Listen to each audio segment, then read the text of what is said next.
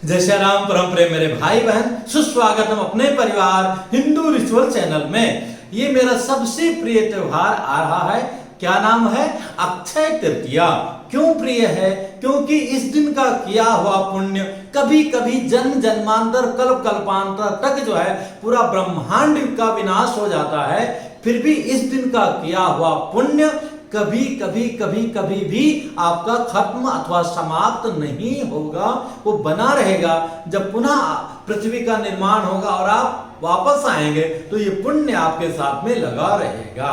इसलिए अक्षय तृतीया और अक्षय नवमी 2 दिन का इतना बड़ा महत्व है, पूछिए मत। तो अभी 14 मई 2021 को अक्षय तृतीया का पावन पर्व है।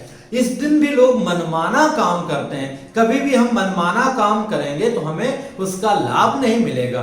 जैसे आप एग्जाम देने जाते हैं, एग्जाम सभी पेपर का होना है, पर आप साइंस का एग्जाम देने के लिए जाएं और आप कहें कि नहीं मैं मैथ का एग्जाम दूंगा, ये दूंगा वो दूंगा, तो मूर्खता हो जाएगी। पूरी तैयारी हो करके भी आपको लाभ नहीं मिलेगा, फेल हो जाएंगे, क्योंकि उस दिन वो एग्जाम नहीं है। इसी प्रकार से अक्षय तृतीया जो है, इस दिन का किया हुआ पुण्य कभी समाप्त नहीं होता। इसलिए हमें उस दिन अधिक से अधिक सत्कर्म करना चाहिए, दान करना चाहिए। दान में क्या क्या देना है वो मैं आगे बताऊंगा।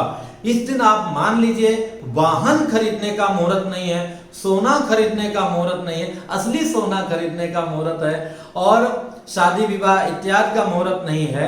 मुहूर्त क्या है? बच्चे का जात कर्म। जो जात कर्म आजकल तो लुप्त हो गया है 16 संस्कार में, पर जात कर्म कर सकते हैं, नामकरण कर सकते हैं, बच्चे को जमीन में लेटाने का भूम्योपवेशन होता है वो कर सकते हैं, कर्ण छेदन का कर सकते हैं। इसके बाद में चौल कर्म मुंडन का जो है दिन मुहूर्त है वो कर सकते हैं। यही नहीं, वधु प्रवेश और दुरागमन का भी उत्तमोत्तम मुहूर्त है। मतलब जैसे कि कन्या का विवाह हुआ, अपने ससुराल गई वधू बन करके और वहाँ से वापस अपने मायके आ सकती है, अथवा प्रथम बार जो है अपने घर में प्रवेश कर सकती है, जिसको गौना भी कई जगह बोलते हैं और प्रथम बार घर वापस आना भी बोलते हैं। इसका भी बहुत ही उत्तम मुहूर्त है। और इसके बाद में जो सबसे प्रचलित उपनयन संस्कार है, जिसको जनेऊ कहा जाता है, वो कर सकते हैं। और भी आगे आते हैं तो जलाशय राम सुप्रतिष्ठा। जलाशय की मतलब कोई कुआं की प्रतिष्ठा कराना हो, और तालाब का कराना हो, सरोवर का कराना हो, टंकी का पानी का कराना हो, और विशेष रूप से भगवान के मूर्तियों का, किसी भी भगवान के प्राण प्रतिष्ठा कराना हो, तो अक्षय तृतीया को बहुत ही उत्तम मुहूर्त है। और बाकी चीजों से हमें बचना चाहिए, इसका हमें पूरा लाभ लेना चाहिए। इसमें और भी कई चीजें जुड़ी हैं जो सामान्य है, और भी मुहूर्त हमको प्राप्त हो जाता है। इस दिन हमें करना क्या है? तो ये तो विशेष आयोजन हो गया जो मैंने बताया, उस रूप में कर सकते हैं। पर सभी भक्तों के लिए जो देश में चाहे विदेश में है, उसी तरह से जैसे एकादशी के दिन आप उठते हैं प्रातः सूर्योदय के पहले, ऐसे जितना शीघ्र हो सके उठ जाएं। लेट से सोए हैं तो कोई बात नहीं, थोड़ा लेट भी उठें, विधिवत जो है स्नान करें। जैसा कि विशेष पर्व में स्नान की विधि, कहीं पवित्र नदी हो वहां जाके स्नान करना चाहिए। घर में ही सामान्य स्नान के बाद 2 बूंद गंगा जल मिला करके और उसमें और जल मिला के स्नान करके, और कृत्रिम जो है लाली लिपस्टिक और नेल पॉलिश और ये सब चीजें, इस सब में अल्कोहल मिला होता है, इसका प्रयोग नहीं करना चाहिए। हो सके अपने आचार्यों पुरोहितों को बुला करके विष्णु भगवान का विधिवत जो है मध्याह्न काल में चंदन से अभिषेक करके, चंदन को बढ़िया घिस करके, हम लोग जो चंदन यूज करते हैं ना, ये सब नकली चंदन है। मलयागिरी चंदन को बढ़िया से घिसिए, केसर वगैरह मिला के, थोड़ा कपूर मिला करके, जैसा कि साउथ में दर्शन मिलता है, हमारे अयोध्या जी में भी हमारे दक्षिणेश्वरनाथ में दर्शन मिलता था। काशी विश्वनाथ जी में 1 महीने बाद भी हमको प्रसाद यहाँ मिला, और जो महक थी कि क्या कहा जाए। और वो प्रसाद भी कहीं बहुत विदेश में भी गया, हमारे कुछ अपने स्वजन है उनको भी प्राप्त हुआ। तो मेरे भाई बहन, उस दिन जो चंदन, चलो जो भी है, जो उपलब्ध है, उसमें जो बेस्ट मिले, चंदन से भगवान का अभिषेक करना चाहिए। और उसके बाद में 11, 21, 108, 111, 1008, 1100 जो है तुलसी दल अर्पण करना चाहिए। इस दिन दान का बड़ा महत्व है। तो जो पहला नंबर आता है गगरा, जिसको घड़ा कहा जाता है, मिट्टी का पात्र, उसमें शर्करा चीनी भर करके, अथवा अपने पास व्यवस्था कम है तो लोग उसमें शरबत भर करके भी करते हैं, इसलिए बहुत लोग शरबत पिलाते हैं, आप देखते होंगे। अथवा चीनी से भर के नहीं, जल भर करके ही मीठे जल का विधान है। और अच्छी बात है कि उस घड़े में आप पूरा चीनी भर कर अथवा गुड़ भर करके आप दान करें।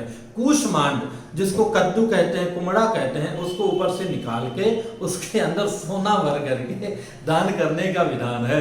दान के नाम पर तो मैं कई बार देखता हूँ जो सोने की प्रतिमा वगैरह आती है, इतना पतला रहता है कि उसको छूने में डर लगता है। कितना धोखा हम लोग स्वयं अपने आप को देते हैं। एनीवे, तो वो दान कर सकते हैं। सत्तू दान का बड़ा ही महत्व है, सत्तू का दान करना चाहिए। और जो फल, रस वाले फल हैं, जैसा कि तरबूज हो गया, तो इस तरह के रस वाले फलों का दान करना चाहिए।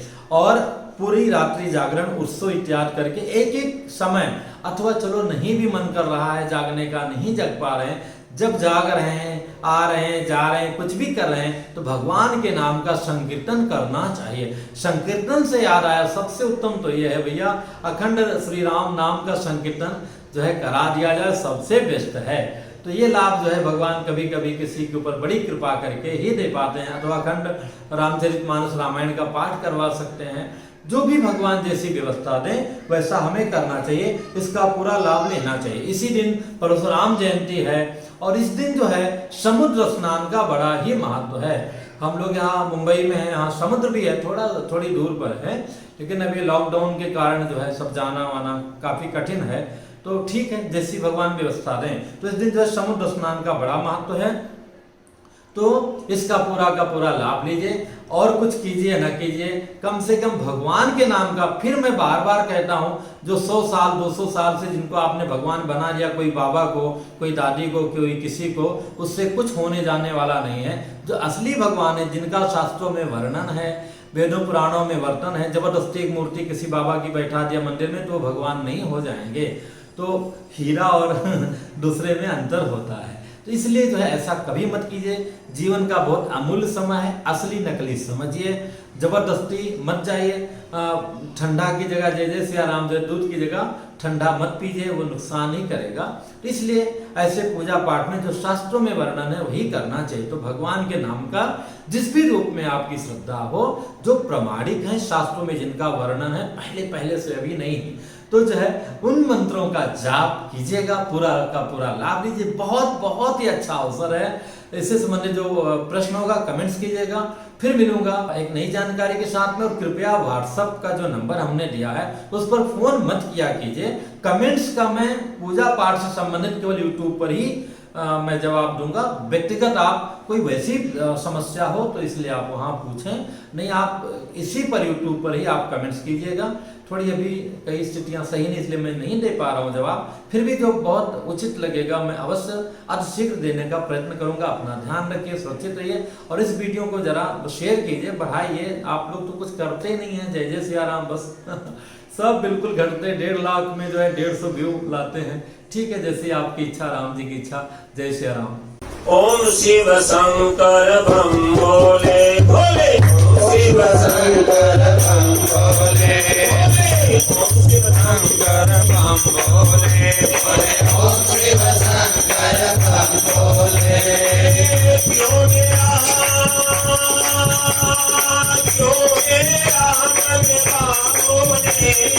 योगे राम बोले।